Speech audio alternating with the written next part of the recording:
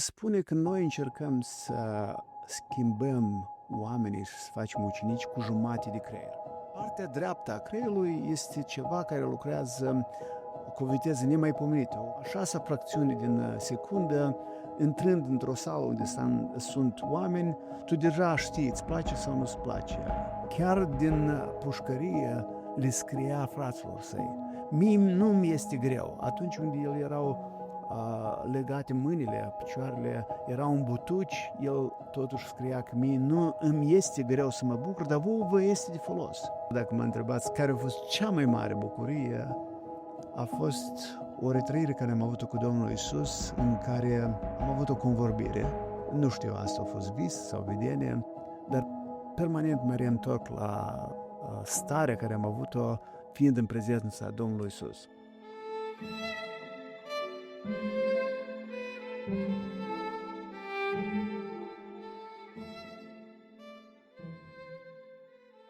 Salutare, dragi prieteni! Astăzi ne bucurăm să-l avem alături de noi pe domnul Ion Cheptene, fondatorul și președintele de onoare al Federației Naționale de Taekwondo din Moldova. Membru al Comitetului Olimpic de aproape 30 de ani, cofondator al Total Fit, un sistem holistic de fitness prezent în 136 de țări, învățător biblic, pastor misionar și un om pasionat de implicare activă în mișcarea de facere de ucenici. Tema discuției de astăzi este bucuria. Cum este posibil să te bucuri într-o lume plină de tristețe? Așa că rămâneți alături de noi pentru o conversație plină de inspirație. Iar dacă vă place conținutul, nu uitați să vă abonați la canal, să dați un like și să ne lăsați un comentariu. Frate Ion, bine ați venit pe tărâmul adevărului. Mulțumim mult pentru invitație.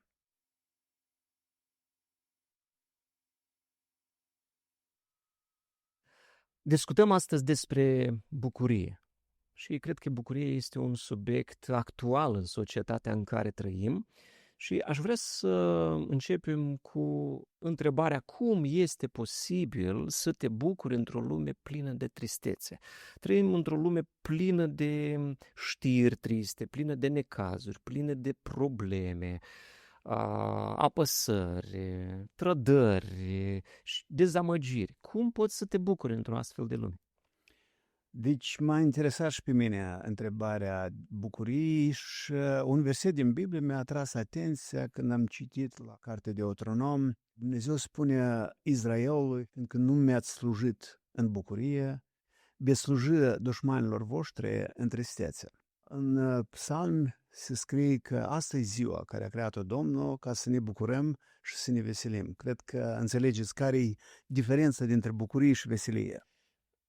Cred că bucuria este ceva interior, iar veselia este o manifestare a acestei bucurii, una exterioară. Just. Bucuria este o stare în care poți să te afli, ca individual poți să te bucuri, pe când vorbim de veselie, este o stare exterioară în care necesită comunitate. De aceea Dumnezeu a lăsat 7 sărbători Israelului ca să învețe, să experimenteze veselie, fiindcă noi avem nevoie și de bucurie și de veselie. Domnul Iisus a accentuat tema aceasta și mai mult când ne gândim la pilda fiului risipitor. Noi, citind ultima istorie din Luca 15, de multe ori uităm că mai sunt 2 istorii și el le-a povestit toate 3 împreună și audiența erau farisei și oamenii legii care nu se bucurau. Ei chiar se mâniau când au vedea pe Domnul Iisus petrecând timp cu oamenii păcătoși, cu vameșii. Anume lor le-a adresat el aceste 3 istorii și toate 3 istorii au tema bucuriei. Chiar și ultima istorie pe care noi o cunoaștem de multe ori pe din afară despre fiul risipitor, de fapt focusul sau subiectul era a doilea frate, fiindcă iarăși nu uităm cui i s-au adresat toate 3, care s-a apropiat, a văzut bucurie în casă și a refuzat să intre în casa tatălui. Doar gândiți-vă cine reprezintă tatăl și el a refuzat să intre în casa tatălui și atunci iarăși tatăl a ieșit afară. El i-a reproșat, uite, am robit, ți-am robit atâția ani, dar tu nu mi-ai dat măcar un țap să mă bucur, să mă veselesc cu prietenii. Și atunci răspunsul a fost destul de clar, că nu încerca să păsezi pe mine lipsa ta de bucurie. Tu ai avut întotdeauna posibilitatea aceasta, fiindcă tot ce este a meu este a tău. Dar oamenii religioși nu se bucură. Pur și simplu nu se bucură și slujirea Domnului o văd de multe ori ca o robie, ca ceva apăsător. Vreți să spuneți că credincioșii sunt oameni plini de bucurie? Sau trebuie să fie oameni plini de bucurie? Trebuie să fie oameni plini de bucurie, fiindcă, iarăși, oamenii care nu se bucură se află în altă stare, în starea de tristețe, în starea în care Dumnezeu nu dorește să noi să ne aflăm. Doar gândiți-vă că Domnul Iisus, în ultima lui rugăciune ca mare preot în Ioan 17, s-a rugat pentru noi și pentru discipolii noștri și a cerut de la Tatăl doar 5 lucruri. Prima a fost protecție, a doilea a fost bucurie și a treilea a fost unitate, sfințire prin adevăr și apoi a explicat că cuvântul este adevărul și a cincea s-a rugat pentru dragoste. Deci de ce el a plasat bucuria pe a doilea loc? Este o necesitate a oricărui ucenic a Domnului Iisus. Apoi, apostolii, când au înțeles cât de important este bucuria, Pavel spune, bucurați-vă întotdeauna. Deci nu este o alegere, nu este ceva care poți să te bucuri sau poți să nu te bucuri, este voia Domnului. El explică, aceasta este voia Domnului. Dumnezeu dorește ca de dimineață până seara noi să ne aflăm în starea de bucurie. Un pic să clarificăm acest lucru, pentru că în societatea noastră unii cred că credinciosul trebuie să fie cu o față serioasă, tristă și pe alocuri mohorâtă, dar dumneavoastră spuneți că credinciosul trebuie să se bucure întotdeauna. Exact. Cum? De ce? Cred că religia întotdeauna a cerut o seriozitate, într-un fel fals, conectând obligațiunile omului cu seriozitatea. Eu mi-aduc aminte când am intrat prima dată în Cuba. Grănicioara a spus, nu zâmbiți. Și eu am încercat să nu zâmbesc și iarăși ne-a ieșit zâmbit. Asta chiar la graniță. La hotar spune, nu zâmbiți. Și am încercat să glumesc, să fac o grimasă așa mai serioasă, iarăși a ieșit zâmbetul și el iarăși a cerut ca să nu zâmbesc. Ei, undeva apropiat este și religia. Deci religia, într-un fel, nu poate răbda o bucurie interioară. Și asta era cazul în timpul Domnului Iisus, acesta este și cazul în zilele noastre. De aceea Iacov, Pavel, Petru și alții au lăsat întotdeauna bucuria, chiar au conectat-o și cu încercările despre care vom vorbi mai târziu, însă bucuria este starea normală a unui om credincios. Doar acum, ultimii ani, știința au demonstrat care este relația bucuriei cu caracterul omenesc. Deci este o legătură între bucurie și caracter? Exact. Dacă doar să ne gândim ce înseamnă ucenica Domnului Iisus. Un ucenic al Domnului Iisus este o persoană care reacționează la toți factorii exterior așa cum ar fi reacționat Iisus. În Occident era odată o frază cunoscută că trebuie să răspund cum ar fi răspuns Domnul Iisus. Dar nu a lucrat niciodată, că până ce te gândești cum să răspunzi, tu deja ai răspuns. Fiindcă este o reacție la orice factor exterior. Non-verbal, mimic. Exact. De ce un scriitor a scris chiar și o carte, o altă parte a bisericii. Dacă mi-amintesc numele lui, este Jim Winwald sau ceva de felul acesta. în care spune că noi încercăm să schimbăm oamenii și să facem ucenici cu jumate de creier. E cunoscut că de multe ori se spuneau, dacă ești un muzician, un om de artă, atunci partea dreaptă a creierului este predominantă. Dar dacă ești un matematician sau un contabil, atunci partea stângă a creierului este dominantă.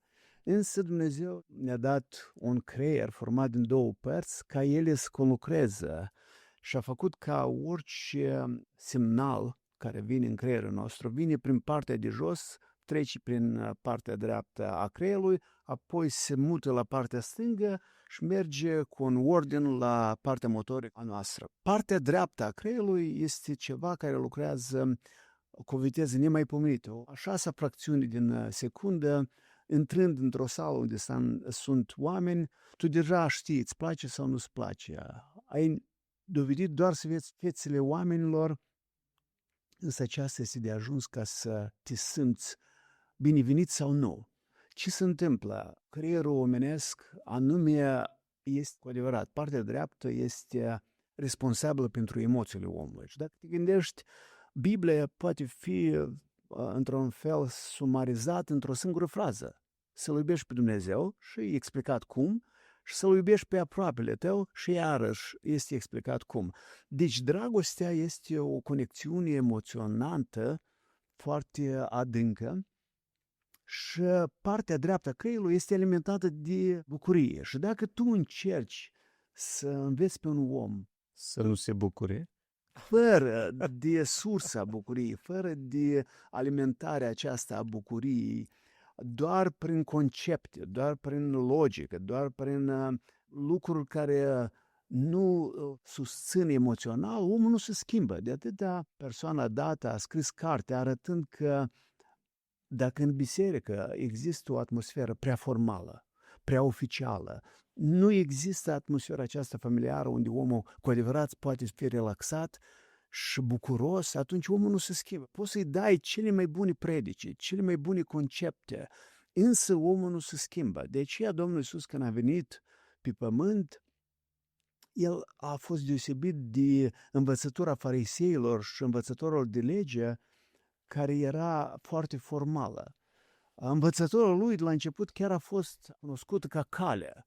El a mers, hai să spunem, într-o drumeție cu ucenicii lui, au rămas flămânzi, au început să mănânce spice, s-a creat un conflict cu oamenii religioși. El a explicat de ce este posibil ca să te folosești chiar și de spicele cele care le mâncai cu mâinile necurate și ei au înțeles ceva. Apoi a mers la o nuntă, unde iarăși a prefăcut apa în vin.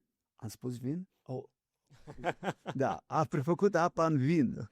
Și ei, În Biblie. exact, și ei au învățat și din aceasta ceva. Deci învățătura mergea printr-o imitare, văzându-L pe Domnul Iisus cum reacționează în diferite situații, și de aceea oamenii de obicei se schimbă. Dacă observați, mulți tineri vin la Dumnezeu în tabere. De ce? Anume că există atmosfera aceasta neformală. Eu am mers odată Curoasă, da. în Italia și am fost invitat să duc o conferință cu tinerii. Eu am spus, hai, în schimb, să mergem în munți. Și am spus, da, mergem și în munți, dar hai să facem conferința. Nu, hai să facem în loc de conferință să mergem în munți. Și ne-am ridicat cu tinerii în vârful muntelui și i-am întrebat, ce știți voi, ce cunoașteți din Biblie despre munți? Și am fost uimit câte răspunsuri frumoase au dat tinerii. Apoi am întrebat, din toate răspunsurile care ați spus, care este o învățătură care o luați prin pilda apostolilor, Domnul Iisus, că se ridica pe munte? Ei și-au exprimat părerea, apoi i-am întrebat, din toate acestea, puteți să luați o aplicație pentru viață? Și-au luat o aplicație, v-a plăcut discuția, toți, da, am spus, vreți să vă împărtășiți cu cineva, dacă doriți, spuneți-mi un nume cu care să vă împărtășiți. Și am avut o întâlnire într-o atmosferă atât de degajată, încât apoi o altă biserică m-a invitat. O cerut să faceți ceea ce ați făcut cu tinerii ceia, pentru că ei au fost foarte impresionați. Dar de fapt eu nu i-am învățat cu nimic. Fiindcă știam că am venit pe scurt timp, pot să impresionez într-un timp scurt, dar nu-i schimb, nu-i influențez cu adevărat. Dar ei puteau să cunoască o cale nouă de a cunoaște adevărul într-o atmosferă mai degajată. Apoi o altă biserică. Apoi am plecat și m-au telefonat și au spus, a bisericile italiene au auzit ce se întâmplă și doresc ca să duci și la ei. Și spun, duc dacă faceți tot într-o atmosferă atât de deschisă.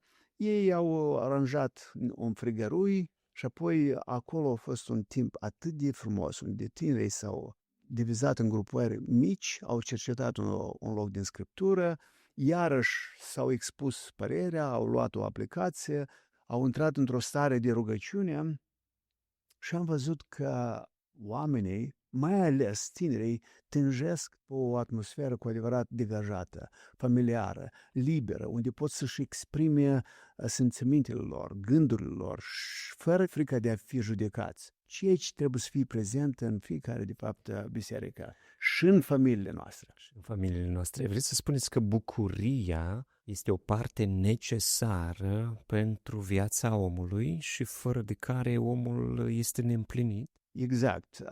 Cred că e timpul să-și mărturisesc și greșelile mele. Eu, venind din instructori de taekwondo, am hotărât să aduc o disciplină în familia mea, necunoscând atunci că căminul pământesc este, într-un fel, oglindirea împărăției cerești, dar împărăția cerească sunt doar 3 lucruri. Neprihănire, care este dăruită de Domnul Iisus, pace și bucurie. De fapt, ceea ce cere Dumnezeu la noi este stabilește neprihănirea mea, nu a voastră, menține starea de pace în familie și atmosfera de bucurie în care omul se simte degajat, în care omul dorește să se schimbe. Acesta este o cerință a Domnului Iisus în casele noastre, în bisericile noastre, în comunitățile noastre și anume asta eu n-am cunoscut, de aceea crezând că dacă pun pe copiii mei să studieze cuvântul, îi organizează întotdeauna, să fie întotdeauna tot necesar ca ei să crească, fără atmosfera aceea de bucurie, nimic nu se întâmplă. De aceea, bucuria este o parte componentă a caracterului creștinului, necesară pentru ca caracterul omului să schimbe și e trebuie adus în orice loc. De aceea acum îmi plac când oamenii glumesc, când se ridică așa nivelul seriozității, cineva degajează atmosfera printr-o glumă și în felul acesta să aduci întotdeauna bucuria aceea necesară în fiecare om ca să activeze și într-un fel și să supraviețuiască. Iisus a spus că în lume veți avea necazuri, dar biruiți, îndrăzniți, căci eu am biruit lumea.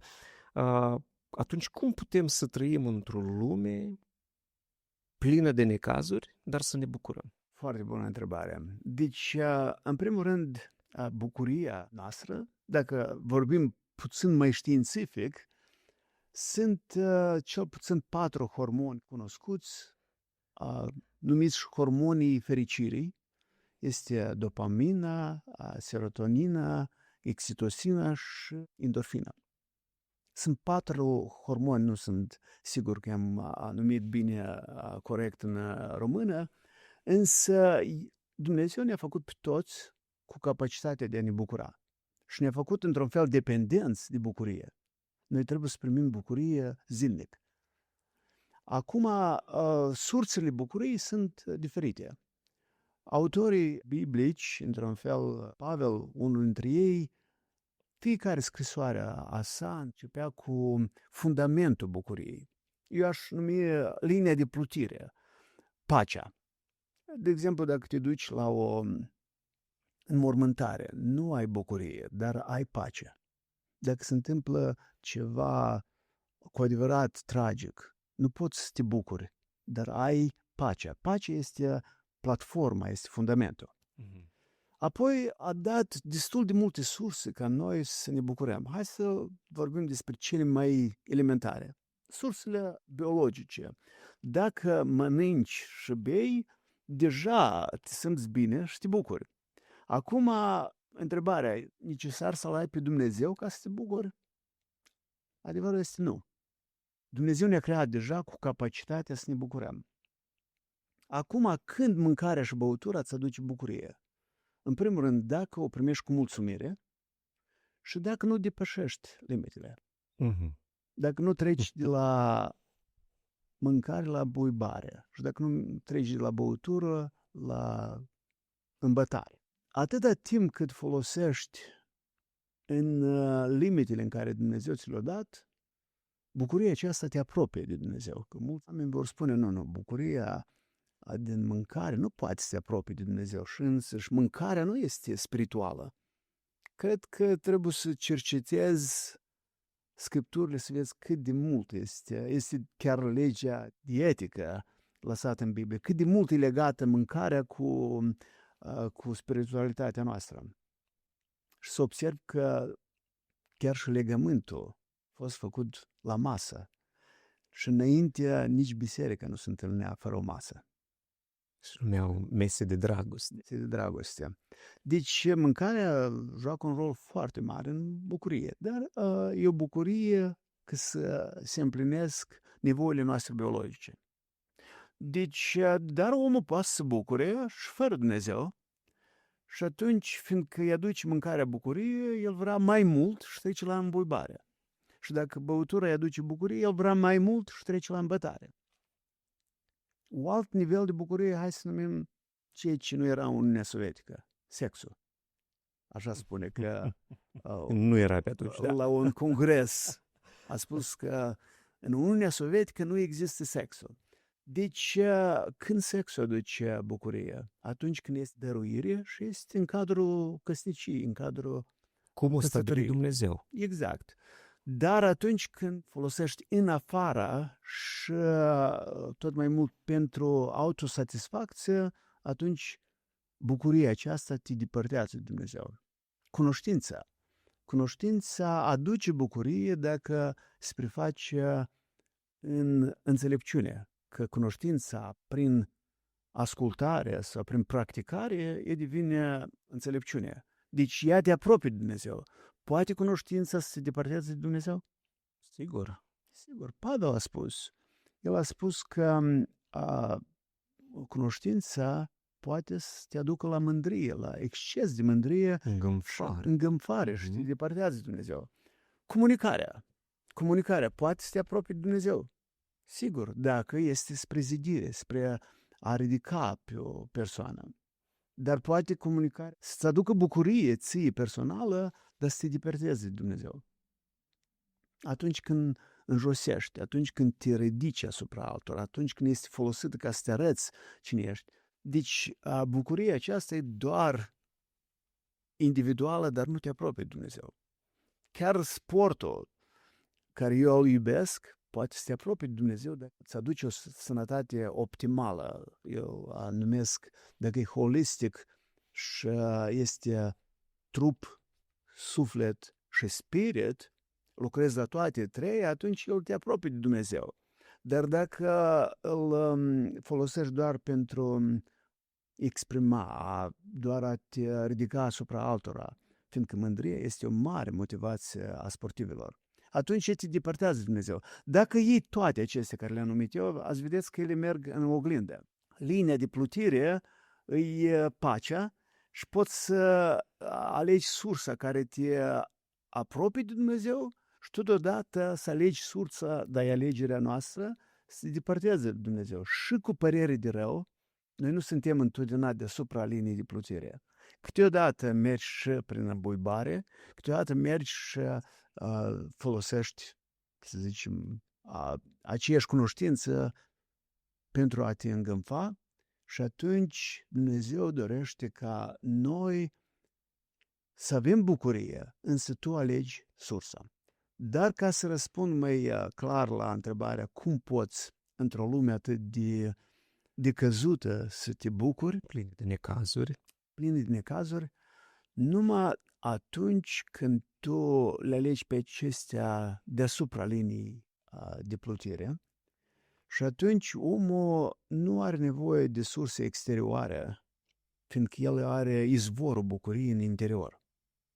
Și Pavel, când a ajuns la înțelegerea cât e de puternică bucuria interioară, chiar din pușcărie le scria fraților săi. Mie nu mi este greu. Atunci când el erau legate mâinile, picioarele erau în butuci, el totuși scria că mie nu îmi este greu să mă bucur, dar vouă vă este de folos. Și într-un fel, fiindcă bucuria, sursa interioară, omul poate să mențină pacea în cel mai mari tragedii și apoi bucuria, da, câteodată noi avem momente de tristețe. Imposibil să nu le ai. Dar și momentele acestea de tristețe, ele vin ca să amplifice bucuria. Să vă dau un exemplu. M-am sculat într-o dimineață și am văzut că portmoneul nu mi este în buzunar. Dar acolo erau toate documentele mele. După ce am cutreierat toată casa, am încercat orice posibilă locație a portmoneului, nu l-am mai găsit. Și toată buna dispoziție a dispărut. Și atunci am încercat totuși să mă duc să văd sub fotoliul mașinii. Și am dat de el, că căzuse pur și simplu din buzunar. Și a doilea parte a zilei a fost plină de bucurie. Și l-ați găsit. Da, a trebuit ca Dumnezeu să-mi dea o încercare mică. Ca apoi să ne amplifice bucuria la un nivel în care ziua aceea putea să fie o zi obișnuită, dar o singură încercare ne-a amplificat bucuria.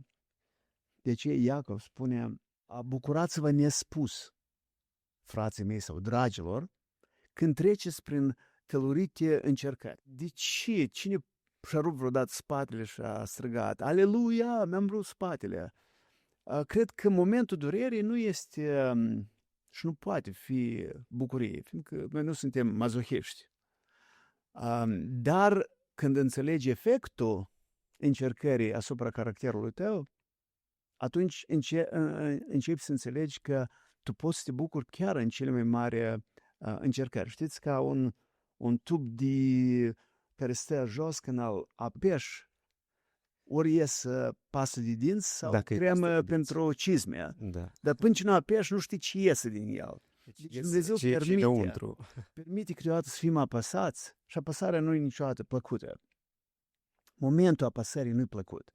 Dar ceea ce iese din noi poate să iasă ceva frumos și poate să iasă ceva urât.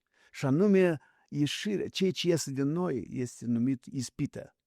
Deci încercarea este o presiune exterioară, care Dumnezeu o permite și nici de cum nu este dăunătoare pentru sănătatea noastră, că stresul exterior este ceea ce ne întărește.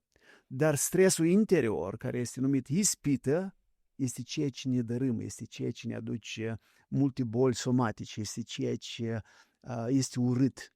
Și de aceea Dumnezeu permite și încercările astea ca din noi să iasă ceva frumos și să ne bucurăm. Fiindcă când te uiți înapoi, ai văzut prin ce ai trecut, încerci să-L slăvești pe Dumnezeu cu altă râvnă, la alt nivel, știind că Dumnezeu a permis aceasta pentru amplificarea bucuriei noastre. Bucuriei din viața noastră. Unii zic că bucuria depinde de lucrurile care se întâmplă în jurul nostru.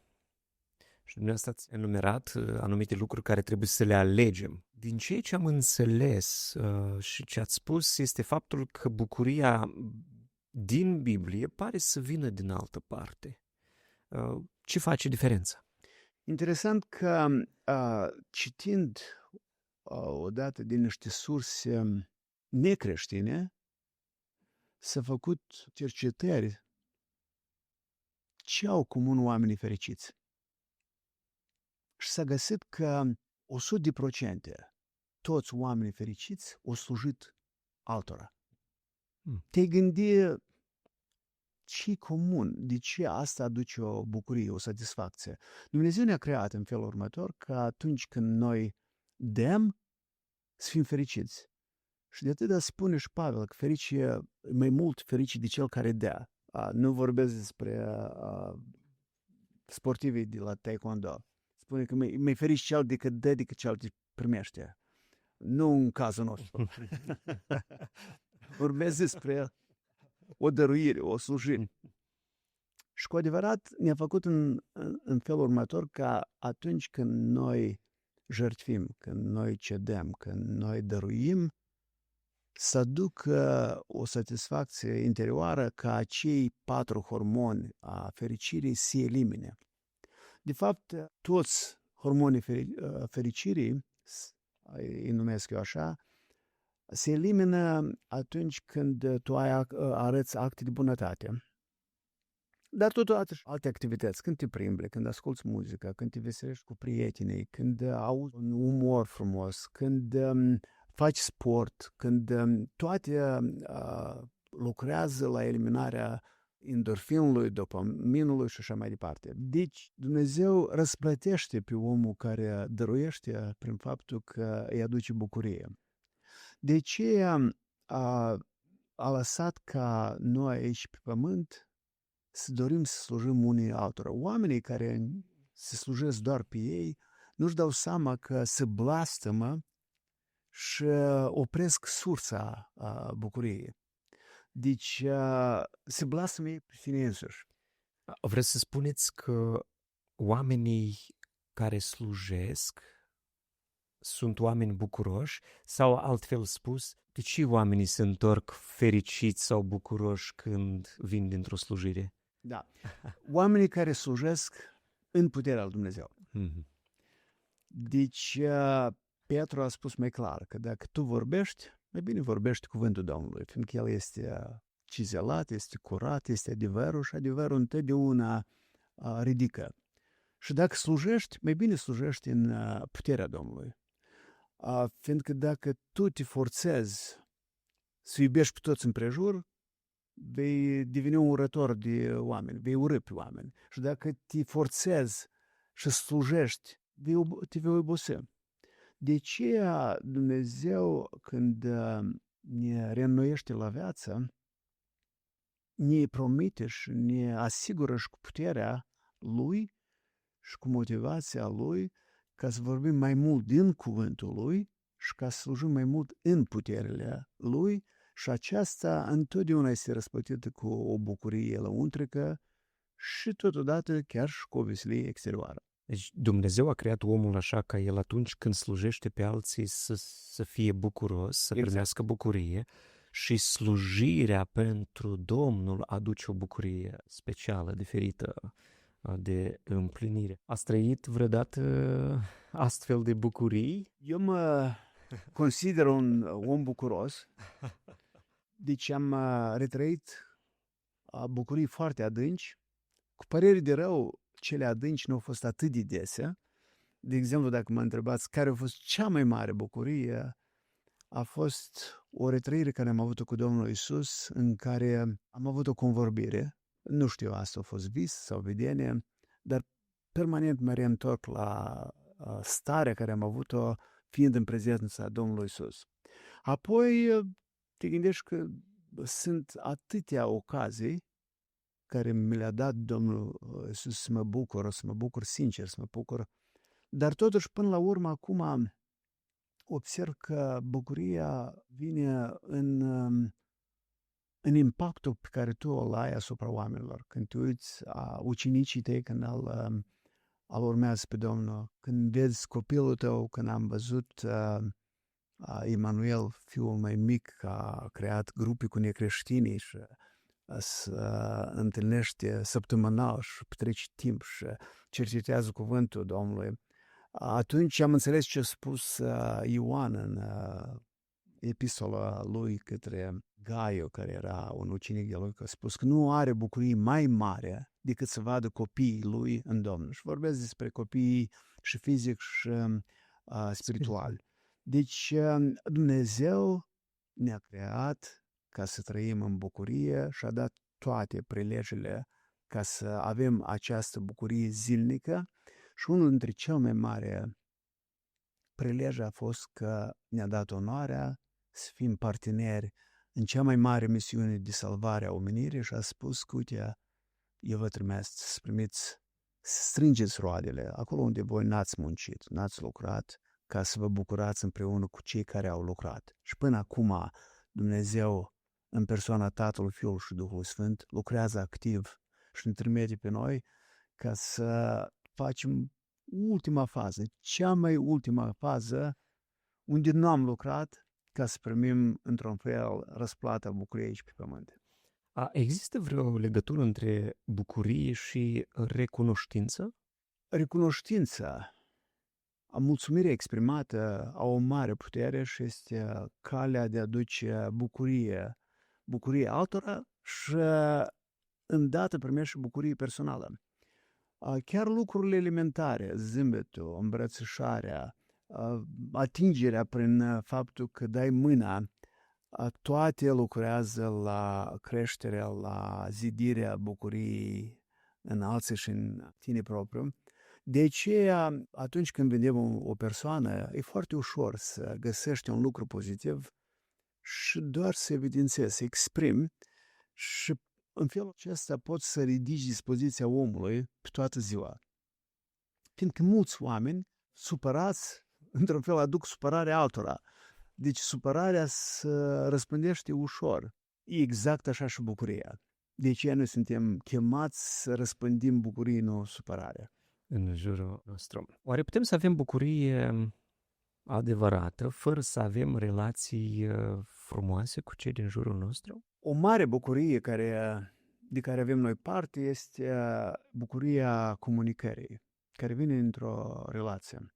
Deci, de ce oamenii când vin seara și au avut destul de multe lezări și lipsă de bucurie, încearcă să-și amplifice bucuria artificial, prin alcool, prin droguri, prin toate acestea.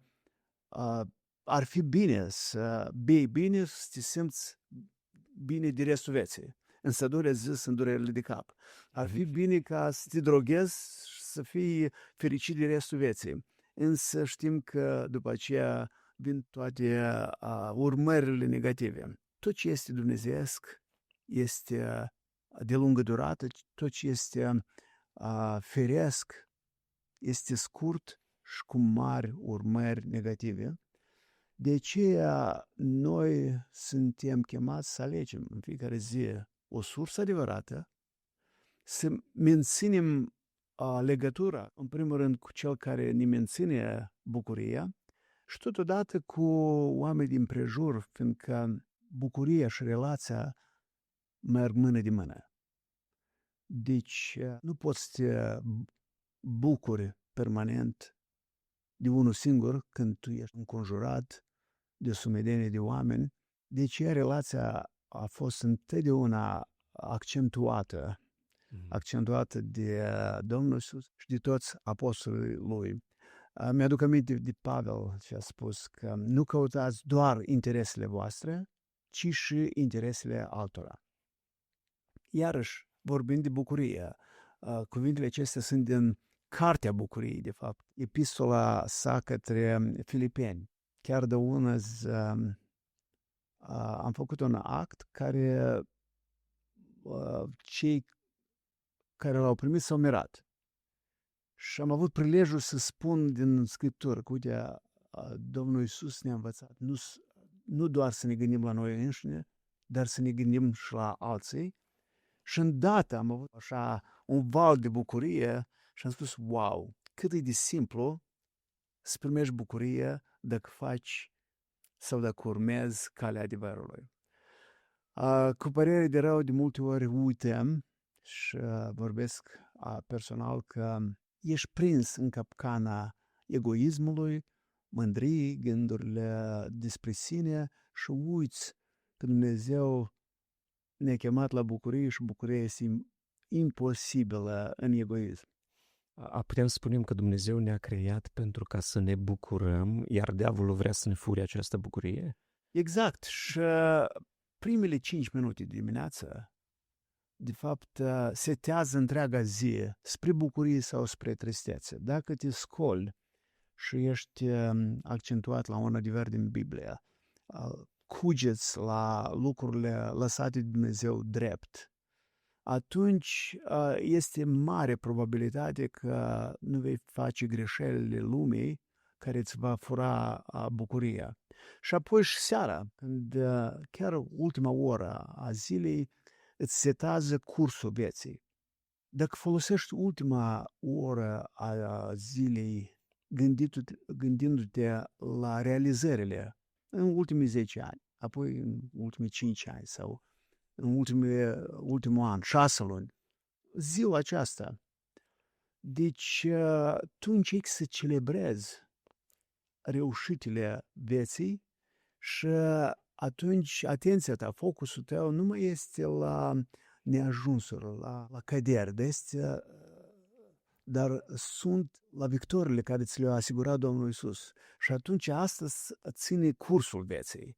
Deci dimineața, primele minute de dimineață îți setează ziua, dar ultima oră din zi îți menține cursul vieții, cursul spre bucurie. Iată de ce este important să începem ziua cu rugăciune și în Cuvântul lui Dumnezeu și să o sfârșim cu analiză și iarăși rugăciune și în Cuvântul lui Dumnezeu, cred. Dacă citești vreo carte acum a psihoterapeuților cunoscuți, toți indică că cea mai practică formă de a-ți ține echilibrul zilei și echilibrul vieții este meditarea transcendentală.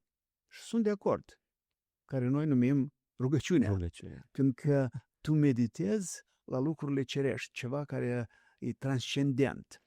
Și nu există ceva mai practic și mai, într-un fel, aplicabil pentru viețile noastre decât să te reîntorci la sursă. De ce dimineața cu adevărat?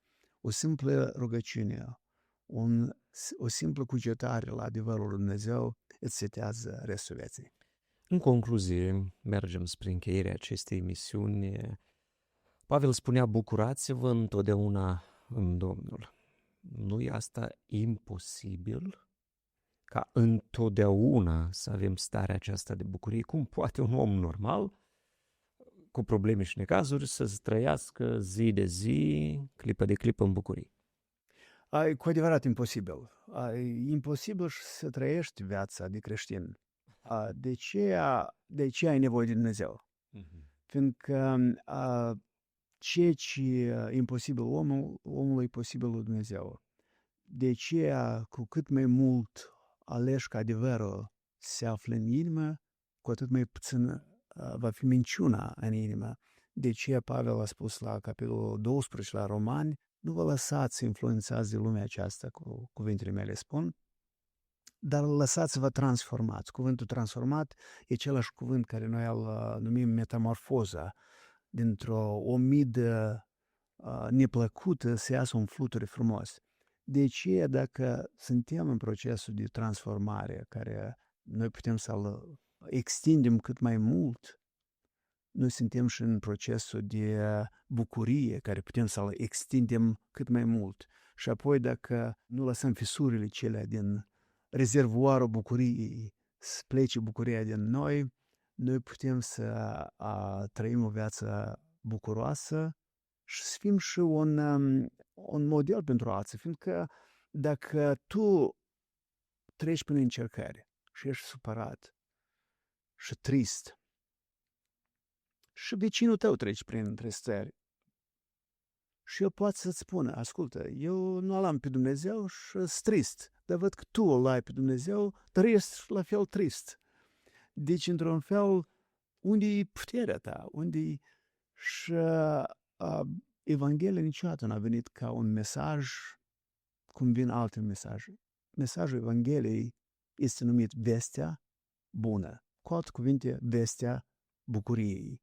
Și ea poate fi întreținută în noi doar cu putere. Și aveți aici niște lumini puternice.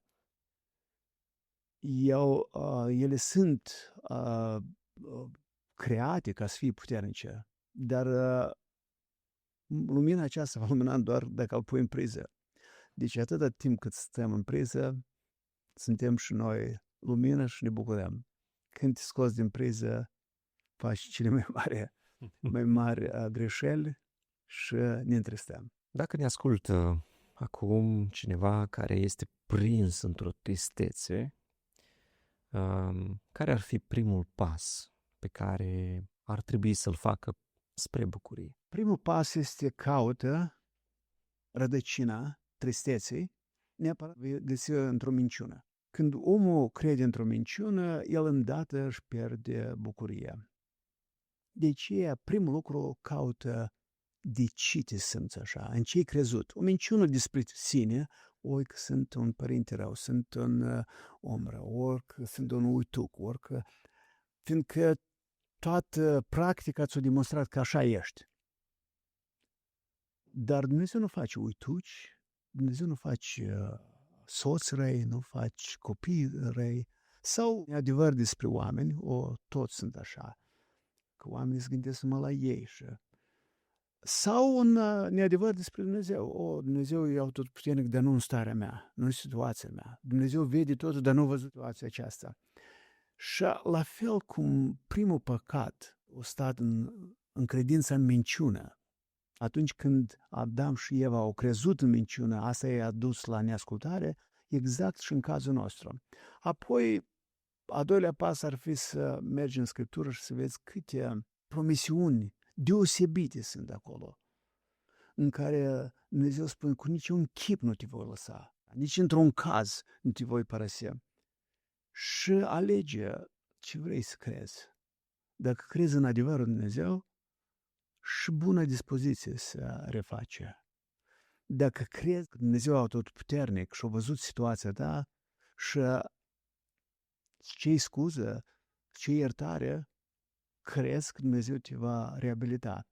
Deci caută rădăcina în minciună și hotărăște sau alege să o substitui cu un adevăr. Și atunci cele 3 sisteme de rădăcini prin care intră tot răul în societate și în noi, care este insecuritatea sau frica, care este simțământul de vină și simțământul de rușine, vor fi substituite cu rădăcina curajului, cu demnitatea care ți-o reface Hristos în tine, sau cu onoarea care ți-o restabilește, și cu inocența sau neprihănirea care ți este dăruită. Nu trebuie să o crezi, nu trebuie să te chinui, îți este dăruită de Domnul Iisus. Prin credință. Prin credință. De mult ne-am bucurat să vă reavem în mijlocul nostru pe tărâmul adevăr, să discutăm un subiect atât de important al bucuriei. Pe de altă parte ne bucurăm să vă vedem întotdeauna bucuros. Și vă mai așteptăm în cadrul emisiunii Tărâmul Adevărului. Fiți binecuvântat. Și în asta.